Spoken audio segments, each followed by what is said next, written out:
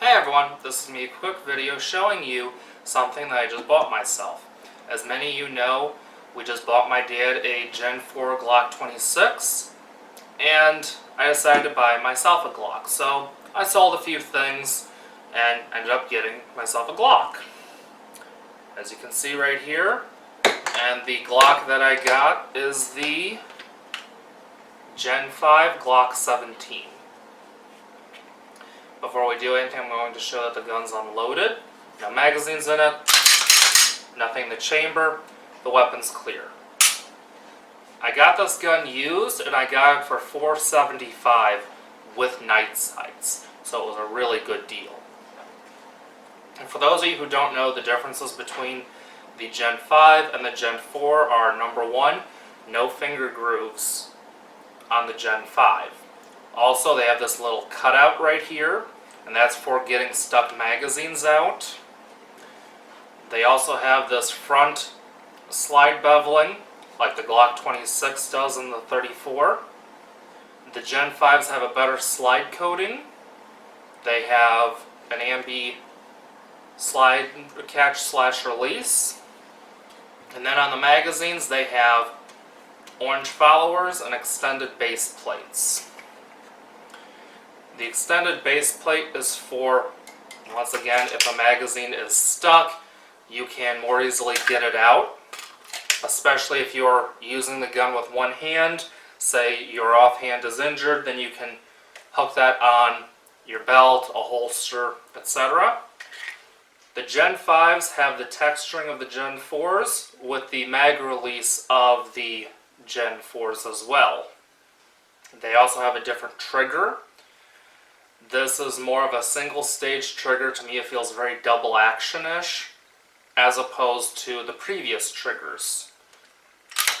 So, when pulling the trigger, you get take up, and it goes off. There's no wall that you hit, and then when you reset, you can hear the reset, and then pull the trigger, and you get your next shot. That doesn't bother me. I actually kind of like that because it's very similar to my Beretta. The Gen 5s also have this beveled magwell for easier reloads, and they also have a different barrel. So that's most of the differences between the Gen 4 Glocks and the Gen 5s.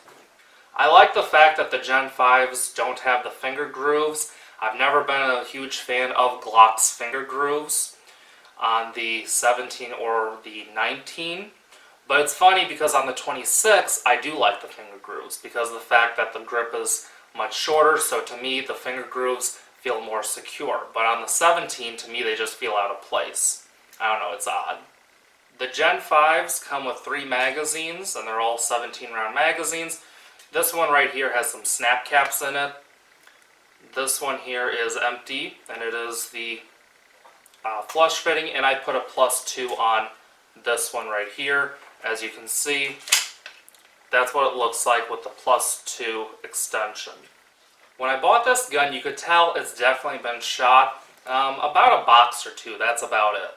The barrel was dirty, so I cleaned that out, and 2 of these magazines were dirty, but one of them wasn't, so go figure. I just cleaned them all out along with the gun.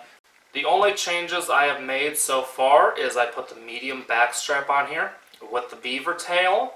Also, I added a +2 to one of the magazines. I'm going to be adding a +2 to another magazine and a grip plug, which I will be doing in the next video. I've also made a holster for this gun already, as you can see. I made it in FDE. This is Kydex. It's a taco style holster.